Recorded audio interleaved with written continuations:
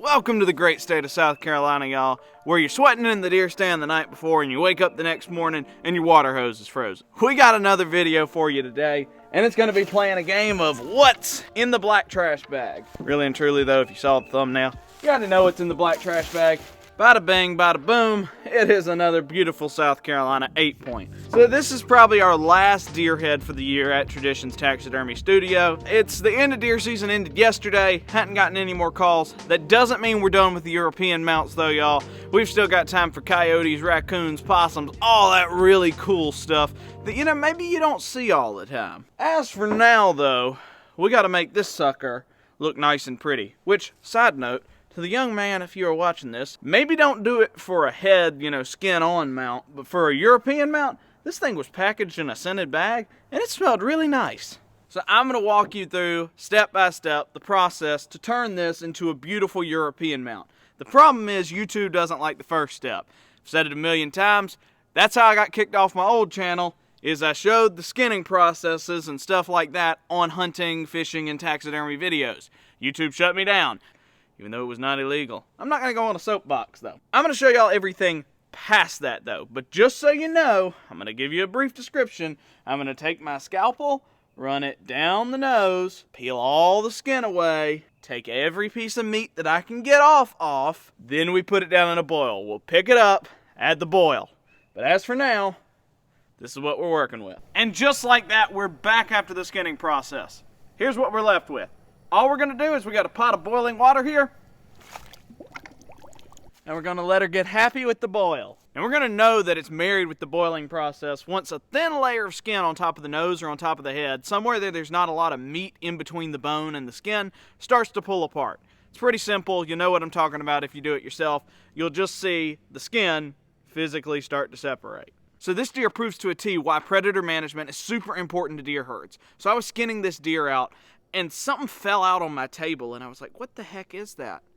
That is a coyote tooth. Coyotes out west, part of the ecosystem. It's a natural part of life. Around South Carolina, which is where this deer was killed, coyotes didn't even show up till the 1970s. And really and truly, it's our fault. We killed off all the red wolves a couple hundred years ago. Well, most of them a couple hundred years ago. There's a couple left. And that opened the door to another canid predator. We don't have mountain lions out here either, so something has to fill that gap in the ecosystem, and coyotes came along and took it over. The problem is coyotes and red wolves hunt differently, they breed differently, they act differently. Coyotes have really hurt the deer around here. You know why? Because coyotes disproportionately prey on young deer as opposed to mature deer. They'll still take down big deer, but they prefer young deer. Young deer can't really defend themselves. We probably had a young buck here.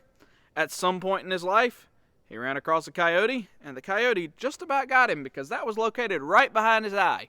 And he could have been blind, but he got lucky. Another side note, and good news for the property owner, that deer had a lot of fat on its head. So it was a very, very healthy deer. That was probably one of the healthiest deer I've ever had. The coat was really thick. There was a lot of fat on it. So other than the coyote problem, he's doing just fine.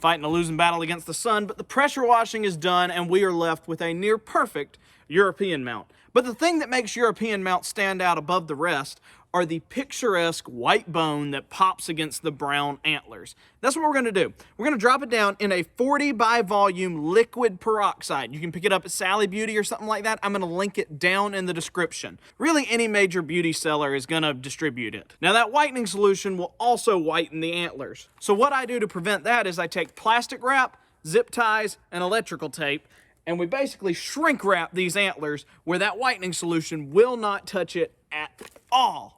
Then after we pull it out of the whitening bath, we're going to give it one last little pressure wash. That's just going to pull off the residual whitening and any little pieces of meat that we missed. That whitening solution is going to turn it into basically like a gel that's going to slough right off. You don't want to drop it in the whitening solution originally for the original boil, else you risk damaging the bone, because if the bone is left in the whitening solution too long, or you don't wash all of the whitening solution off at the end, it will eat holes in your bone. This is also a heads up. We're going to be doing some, smaller European mounts, maybe some squirrels, rabbits, something like that. That's, maybe some more novelty pieces. Don't per se use this video as an example on how to do them. The process is very similar, but there's a couple little different things because those bones are so much more delicate and susceptible to the heavy chemicals used in big game animals. With that being said, though, let's shrink wrap this sucker.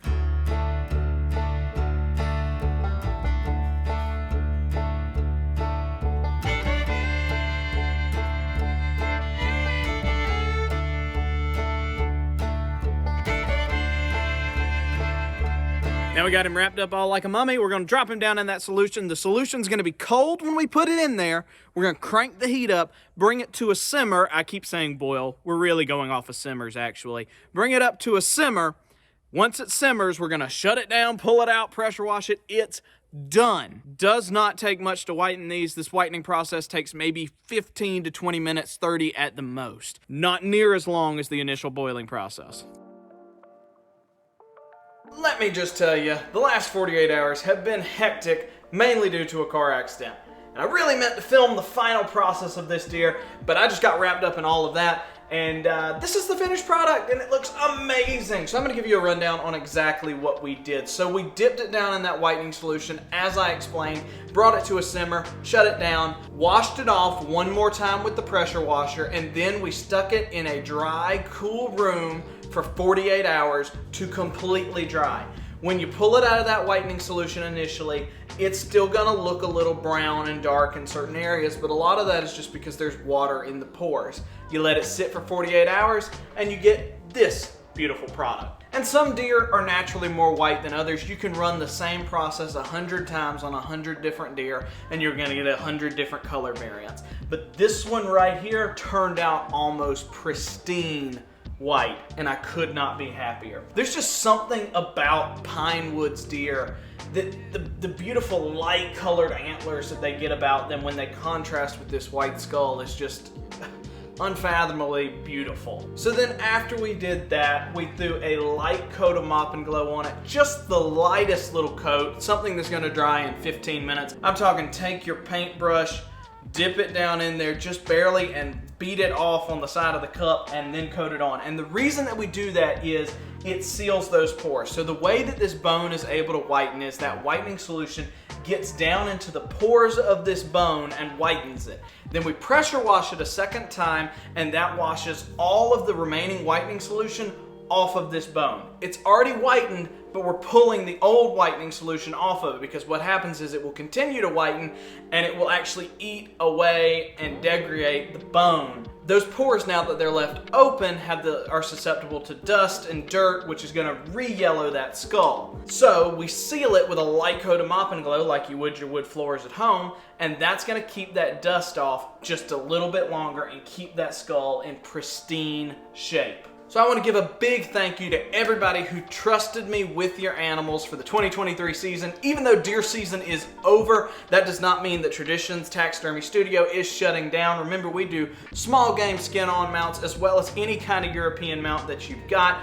Also, quick side note, if anybody out there is watching and you own a cattle farm of any kind, I really want to do a cow skull, and we've got it listed, but nobody's taken me up on that. So maybe we can work a deal where, for a discounted rate or something like that. But I really want to do a cow skull. I think it would be really cool for the YouTube channel. I think it would be really cool for the taxidermy studio. Hit me up if you know of somebody who has a longhorn or any kind of domesticated cattle that is just passed away, or they're knowing that it's getting towards the end, or it's a meat cattle and they know they're gonna have a head or two. Hit me up. My email is down in the description.